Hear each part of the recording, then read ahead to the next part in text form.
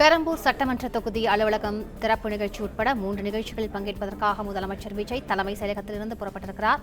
மேலும் விவரங்களை செய்தியாளர் மகேந்திரனிடம் கேட்கலாம். மகேந்திரன், எத்தனை மணிக்கு அவர் பெரம்பூர் சென்றடைய இருக்கிறார்? விவரங்களை பதிவு பண்ணுங்க. பெரம்பூர் சட்டமன்ற உறுப்பினர் அலுவலகத்தை திறந்து வைப்பதற்காக முதலமைச்சர் தலைமை செயலகத்திலிருந்து புறப்பட்டு தற்பொழுது பெரம்பூர் நோக்கி வருகை தந்து கொண்டிருக்கிறார்.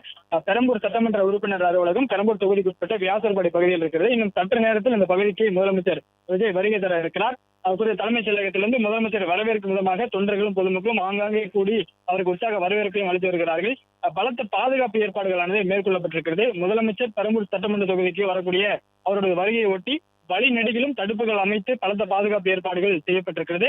தன்னுடைய வழக்கமாக தேர்தல் பிரச்சாரங்கள்ல பயன்படுத்தக்கூடிய பிரச்சார வாகனத்தில் முதலமைச்சர் பெரம்பூர் நோக்கி வருகை தந்து கொண்டிருக்கிறார். இந்த பெரம்பூர் சட்டமன்ற உறுப்பினர் அலுவலகம் அருகே இருக்கக்கூடிய பகுதியில் அவர் சாலை வளமும் மேற்கொள்ள திட்டமிடப்பட்டிருக்கிறது.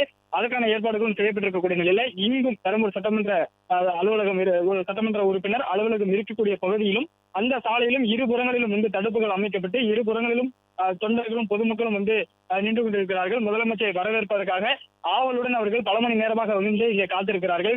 சாலையின் இருபுறங்களிலும் முதலமைச்சரின் புகைப்படங்கள் அடங்கிய பதாகைகளை ஏந்தியும் புகைப்படங்கள் அடங்கிய போட்டோ பிரேம்களை கைகளில் வைத்துக் கொண்டும் முதலமைச்சரை பார்ப்பதற்காக காத்திருக்கிறார்கள். இன்னும் சற்று நேரத்தில் முதலமைச்சர் பெரம்பூர் சட்டமன்ற உறுப்பினர் அலுவலகத்துக்கு வருகை தர இருக்கிறார். முதலமைச்சரான பிறகு பெரம்பூர் சட்டமன்ற தொகுதியில போட்டியிட்டு வெற்றி பெற்ற பிறகு முதல் முறையாக பெரம்பூர் சட்டமன்ற தொகுதிக்கு முதலமைச்சர் விஜய் இன்றுதான் வருகை தருகிறார். அவரை வரவேற்கும் விதமாக தான் சாலை வழிநெடுகளும் பொதுமக்களும் தொண்டர்களும் அவரை வரவேற்கக்கூடிய வகையில காத்திருக்கிறார்கள். இன்னும் சற்று நேரத்தில் இந்த பகுதியில பெரம்பூர் சட்டமன்ற உறுப்பினர் அலுவலகத்தை முதலமைச்சர் அடைய இருக்கிறார். இன்றைய தினத்தை பொறுத்தவரை பெரம்பூர் சட்டமன்ற தொகுதியில 3 நிகழ்ச்சிகள்ல முதலமைச்சர் விஜய் பங்கேற்க வகையில திட்டமிடப்பட்டிருக்கிறது. முதல் நிகழ்வாக பெரம்பூர் சட்டமன்ற உறுப்பினர் அலுவலகத்தை திறந்து வைக்கிறார். தான் போட்டியிட்டு வெற்றி பெற்றிருக்கக்கூடிய பெரம்பூர் சட்டமன்ற உறுப்பினர் அலுவலகத்தை முதலமைச்சர் இன்னும் சற்று நேரத்தில் திறந்து வைப்பதற்காக வருகை தர இருக்கிறார். கடந்த ஒரு மாதத்துக்கு மேலாகவே இதற்கான ஏற்பாடுகள் செய்யப்பட்டிருந்தது. பெரம்பூர் சட்டமன்ற உறுப்பினர் அலுவலகத்தை புனரமைக்கக்கூடிய பணிகளானது மேற்கொள்ளப்பட்டு வந்தது. அந்த பணிகள் சமீபத்தில் முடிந்திருக்கக்கூடிய நிலையில இன்று முதலமைச்சர் இன்னும் சற்று நேரத்தில் அந்த அலுவலகத்தை திறந்து வைக்க இருக்கிறார். பெரம்பூர் சட்டமன்ற உறுப்பினர் அலுவலகத்தை பொறுத்தவரை முதலமைச்சரை வரவேற்கும் விதமாக வாசல்களிலும் நுழைவு வாயில்களிலும் மாலை தோரணங்கள் கட்டப்பட்டிருக்கிறது. பெரம்பூர் சட்டமன்ற உறுப்பினர் அலுவலகமே விழாக்குளம் பூண்டிருக்கிறது. இந்த பகுதியில முதலமைச்சரான பிறகு முதலமைச்சர் விஜய் முதலமைச்சராக பொறுப்பேற்ற பிறகாக அவர் அறிவித்திருக்கக்கூடிய நலத்திட்டங்கள் தொடர்பாக சுவர் ஓவியங்கள் வரையப்பட்டிருக்கிறது. தாய்மாமன் தங்க மோதிரம் திட்டம், 200 யூனிட் இலவச மின்சார திட்டம், அதே போன்று சிங்கப்பெண் திட்டம் உள்ளிட்ட முதலமைச்சராக பொறுப்பேற்ற பிறகாக முதலமைச்சர் விஜய் அறிவித்திருக்கக்கூடிய நலத்திட்டங்கள் தொடர்பாக அதனை எடுத்திருக்கும் விதமாக சுவர் ஓவியங்கள் இந்த பெரம்பூர் சட்டமன்ற உறுப்பினர் அலுவலகம் அருகே இருக்கக்கூடிய சுவர்களில் வரையப்பட்டிருக்கிறது. இன்னும் சற்று நேரத்தில் முதலமைச்சர் இந்த பெரம்பூர் சட்டமன்ற உறுப்பினர் அலுவலகத்தை திறந்து வைக்க இருக்கிறார். இதில் அமைச்சர்களும் பங்கேற்றிருக்கிறார்கள். அமைச்சர் செங்கோட்டையன் வந்திருக்கிறார். அதே போன்று அமைச்சர் குமார் உள்ளிட்டோர் வந்திருக்கிறார்கள். பெரம்பூர் சட்டமன்ற உறுப்பினர் அலுவலகத்தை முதலமைச்சர் திறந்து வைக்கக்கூடிய அந்த நிகழ்வில் அமைச்சர்கள் உள்ளிட்டோர்கள் பங்கேற்க இருக்கிறார்கள். குறிப்பாக சட்டமன்ற உறுப்பினர் அலுவலகத்தை திறந்து வைத்த பிறகாக முதலமைச்சர் விஜய் அந்த வளாகத்திலேயே இருக்கக்கூடிய அமைக்கப்பட்டிருக்கக்கூடிய இ சேவை மையத்தை தொடங்கி வைக்க இருக்கிறார். இ சேவை மையத்தை தொடங்கி வைத்து அதன் சேவைகளை முதலமைச்சர் இன்று தொடங்க இருக்கிறார். அது மட்டுமின்றி பெரம்பூர் தொகுதிக்கென முதலமைச்சர் விஜய் அவருடைய சட்டமன்ற தொகுதி பெரம்பூர் சட்டமன்ற தொகுதி அவருடைய தொகுதிக்கென தனியாக ஒரு பிரத்யேக செயலியை உருவாக்க ஏற்கனவே அறிவுறுத்தல் வழங்கியிருந்தார். அதன் அடிப்படையில் பிரத்யேக செயலி ஒன்று உருவாக்கப்பட்டிருக்கிறது. பெரம்பூர் மக்கள் சேவை தளம் என்கிற அந்த செயலியையும் முதலமைச்சர் விஜய் இன்று அறிமுகம் செய்து வைக்க இருக்கிறார்.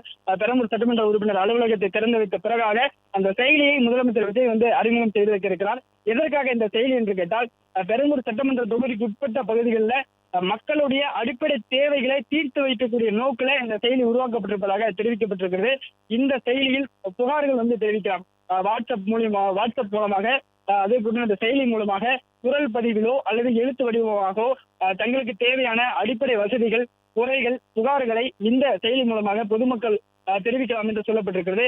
அந்த புகார்களை மேல் நடவடிக்கை கொண்டு சென்று அந்த புகார்கள் மீது நடவடிக்கை எடுக்கப்படும் என்று நடவடிக்கை எடுக்கக்கூடிய வகையில அந்த நடவடிக்கைகள் என்ன நடவடிக்கைகள் எடுக்கப்பட்டிருக்கிறது, தாங்கள் அளித்த புகார் அடுத்த கட்டத்திற்கு சென்றிருக்கிறதா அல்லது அதே நிலையில் இருக்கிறதா என்பதையெல்லாம் அந்த மக்கள் தெரிந்து கொள்ளக்கூடிய வகையில பிரத்யேகமாக இந்த செயலி அறிமுகப்படுத்தப்பட உள்ளதாக தெரிவிக்கப்பட்டிருக்கிறது.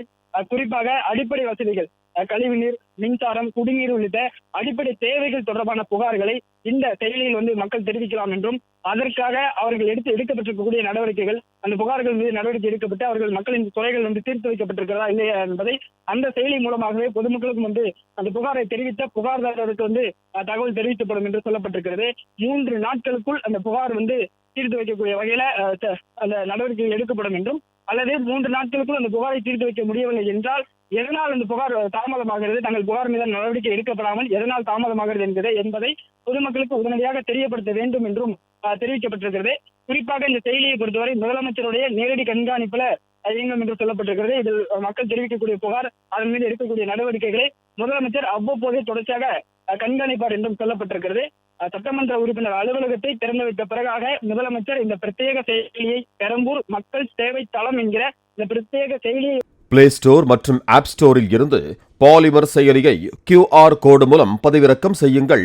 செய்திகளை உடனுக்குடன் பெறுங்கள்.